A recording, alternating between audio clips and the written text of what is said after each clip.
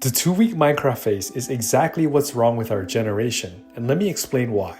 I was watching a reel on Instagram recently that talked about it in a way that honestly just stuck with me because it didn't feel like an exaggeration or some forced metaphor. It felt uncomfortably accurate in a way that I think most of us already feel but don't really say out loud. If I'm being honest, I've noticed this pattern in my own life where it always feels like I'm rushing from one point to the next. Like there's always a new version of myself I need to become, a new milestone I need to hit, a new place I need to arrive at. And even when I do actually get there for a moment, there's never really this feeling of arrival. It just immediately turns into looking ahead again, like my brain refuses to let me stay where I am. And it's exhausting in a way that's hard to explain because on paper, nothing is necessarily wrong.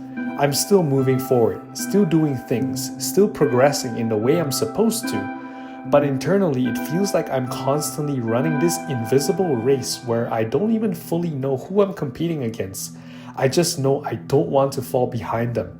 And that's what made the Minecraft analogy hit so hard for me. Because you spawn into a world with nothing, a complete blank slate, no direction, no tools, no real understanding of what you're even supposed to do, at least if you're playing it for the first time. At first, it's almost peaceful in a strange way. You just exist there, punching trees, collecting wood, slowly figuring out the basis of survival.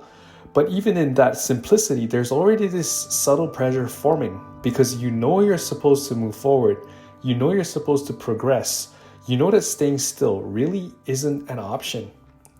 And that feeling doesn't really go away as you get deeper into the game and you read more about it, you learn more.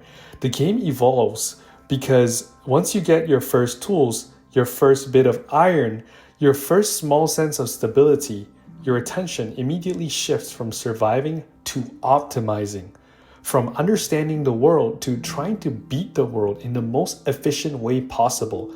And suddenly you're not just playing anymore, you're managing progress. And I feel like that's where it starts to mirror real life a little too closely. I don't think most of us are really living moment to moment anymore. It feels more like we're constantly measuring where we are relative to where we think we should be, and relative to where everyone else seems to be. Even when nobody is actually telling us to rush, we still feel like we are, like there's this invisible timeline we're all quietly trying to stay ahead of. You finish one thing, and instead of sitting with it, you immediately start thinking about the next thing, and then the next, and then the one after that. And it doesn't even feel intentional most of the time, it just becomes automatic, like your brain has been trained to treat every accomplishment as a checkpoint instead of a destination. Minecraft multiplayer makes this even more obvious because you join a world with your friends and instantly it becomes a race without anyone explicitly saying it is one. Someone finds iron first, someone gets diamonds first, someone is already halfway to full netherite gear while you're still trying to figure out where to settle, and even if nobody is actually trying to compete, it still kind of feels like you are. And I think that's what really interesting about it, because even in something that's supposed to be fun, something that's supposed to be creative and open-ended, we still manage to turn it into progression, into optimization, into comparison.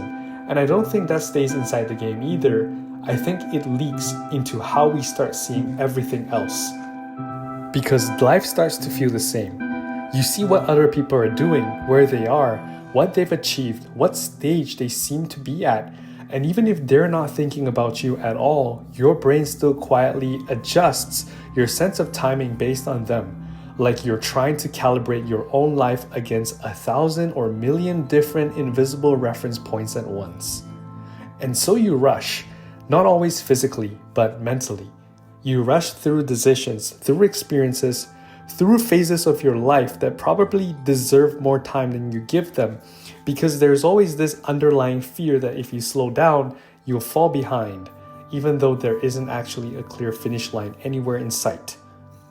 That's the part that really starts to feel strange the more you think about it, because Minecraft technically has an ending. There's the Ender Dragon, there is a final objective you can reach, but even then, most people don't actually stop there. And in real life, there isn't even that. There's no final boss, no clear "you've won" moment, no official screen that can tell you to relax now, and yet we still behave like there is one. And the funny thing is, when I actually think back to Minecraft, the moments I remember the most aren't the moments where I was fully geared or fully optimized or doing everything efficiently. It's the early moments, the confused moments, the moments where wonder creeps in and I didn't really know what I was doing, but I was still exploring anyway, still building something small, even if it wasn't perfect, and still learning the world around me instead of trying to conquer it.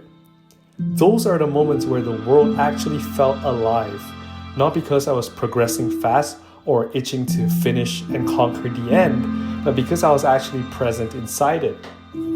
I think that's the part I keep coming back to in my own life too. This idea that maybe I don't actually need to constantly be trying to move ahead in order for my life to be meaningful. Maybe the point isn't to speedrun from version to version of myself, but to actually stay long enough in each version to understand what it feels like to be here. I'm not saying that means doing nothing or being careless or stopping growth altogether.